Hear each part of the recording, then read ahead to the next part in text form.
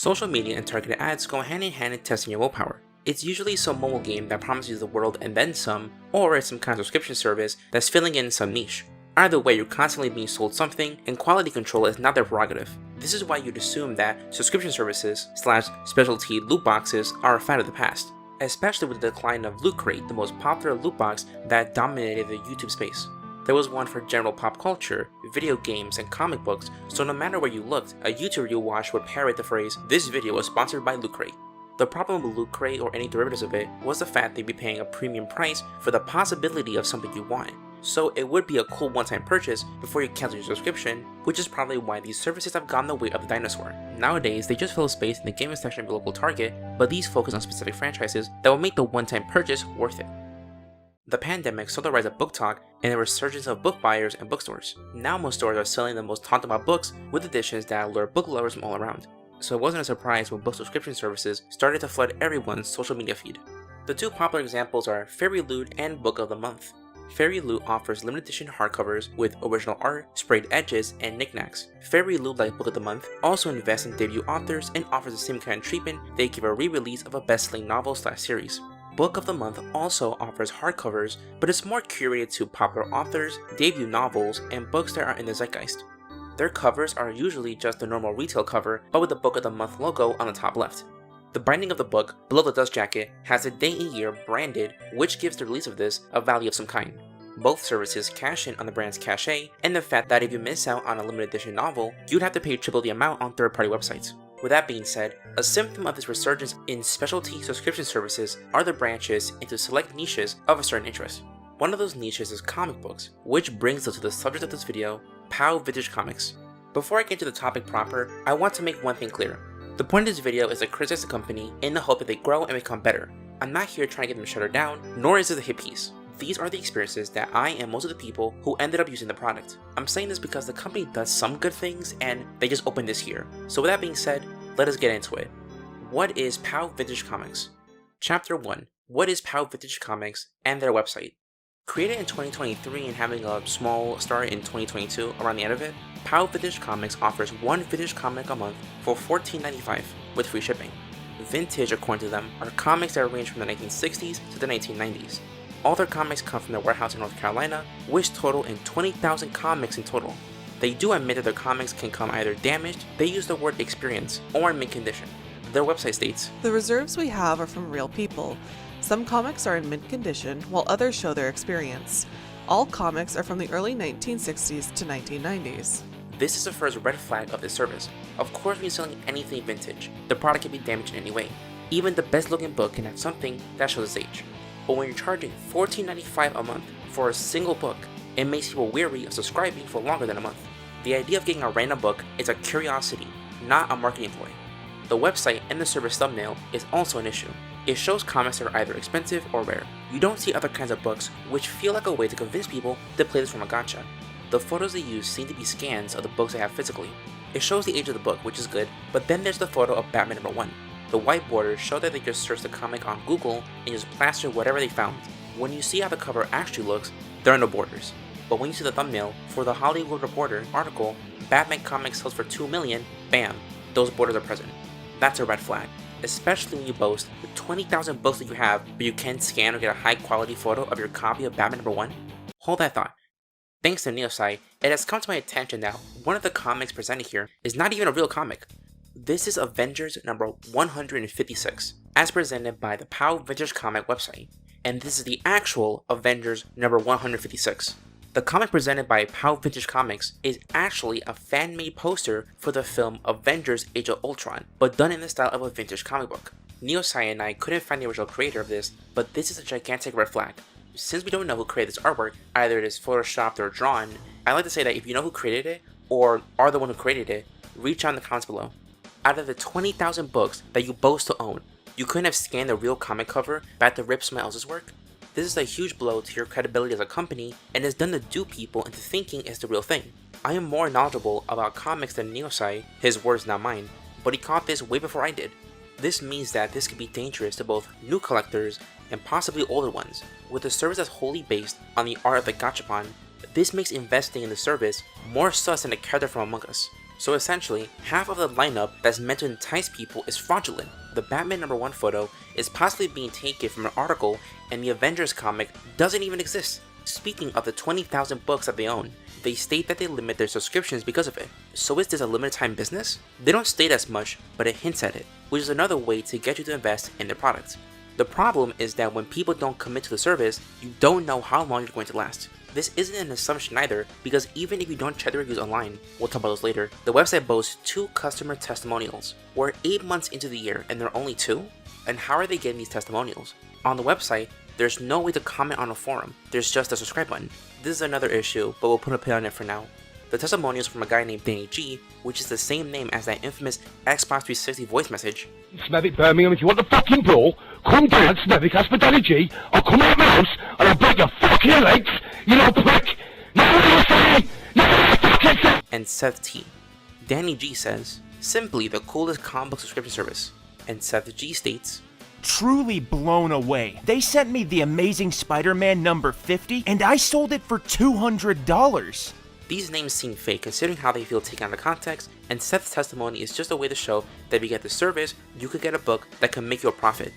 This to some can justify spending $14.95, but you're more than likely to get a book that's damaged or a book you see in your local comic book store's dollar bin aisle. If you don't have a local comic book store, you could get a bunch of books for the price of one comic from the service, even on eBay. So unless you're digging for some rare gold, why would you subscribe to the service for more than a month? If they sold a bundle of books for $14.95 with a chance of getting one rare book or something, that'd be way better. But if you want an extra book in your box, you'll have to pay $6 extra, which is ridiculous. The only silver lining is that you can get your first month for $7, which is a discount promoted on TikTok by them. But with a service like this, is this company making any profit? Let us take a detour to their social media presence. Chapter 2. TikTok and Instagram. Pow Vintage Comics as a company is barely a year old according to their trademark, but they have reviews from 2022, so it's understandable that they have growing pains. But nowadays, social media is important to grow a business. They can pay for ads to pop up during peak doom scrolling hours, but how do they interact with the community? Love them or hate them, DK Oldies has a massive presence on social media, and while their prices are not the best, you know there are people there.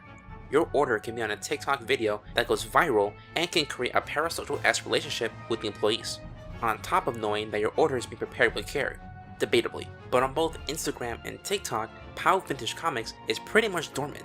On TikTok, they released 2 videos this year. Before that, there were 20 that were spread around in 2022.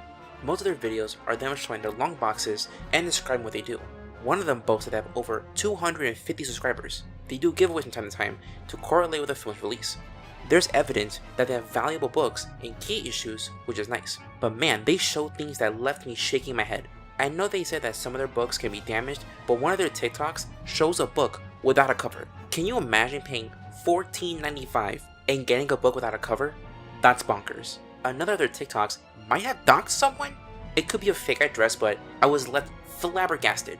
The third thing that made me scratch my head was the fact that they showed some videos with 3 books being shipped in a box, which made me wonder, why isn't that the norm? It could be the additional book thing, but they don't say in the description of the video. The same things are posted on Instagram. The only difference is that there's a post from this month, which is August at the time I'm recording this.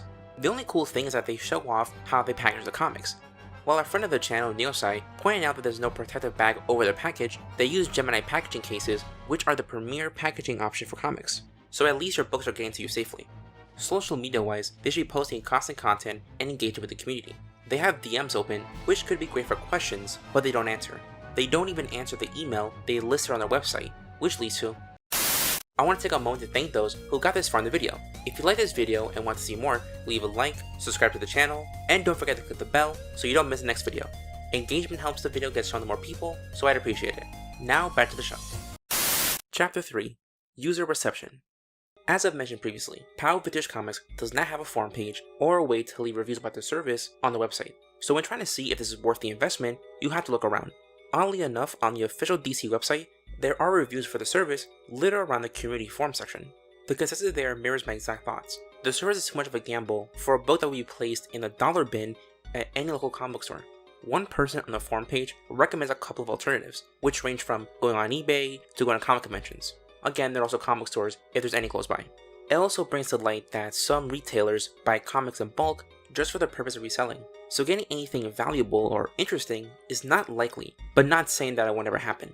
The other place where I found feedback is on their shop page. Shop is an app that tracks packages. It's pretty common to see and use when ordering from third-party websites. Even stores like IKEA and Barnes & Noble use it. Retailers also have online storefronts on the app so that you can buy things that way. On the Shop app, the consensus is much more concerning than overpaying. 25 verified reviewers average POW Vintage Comics as a 2.8 out of 5 service. Why? Once again, people are not too keen on the $15 price tag for one book. The fact that books can come as damaged as not having a cover is another issue. Some people were just confused overall. Others made absolutely no sense. But then there was something that I wish I had seen before I bought the product, because if I did, I would have avoided everything. I probably would have made this video if it wasn't for this. One reviewer goes on to say, I had 4 books sent to me. Each book was worth about $1. There is no valid on what you are receiving, and you cannot just cancel your subscription. You have to email them to cancel. I had to email them 3 times to cancel. That is how I ended up with 4 books instead of just 1. This sentiment is shared by another reviewer. Unable to cancel as no link is provided and customer support has not responded to my repeated request to avoid purchasing. This leads to Chapter 4. So what did I go through?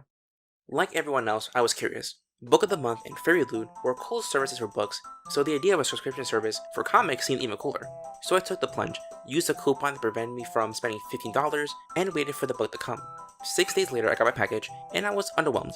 The use of Gemini packaging was an immediate green flag, but it lacked any aesthetic. It was just a box with a sticker slapped onto it. I then opened the package. The book was bagged and boarded, which was nice. The packaging kept it safe, and the blue tape was used as an extra precaution.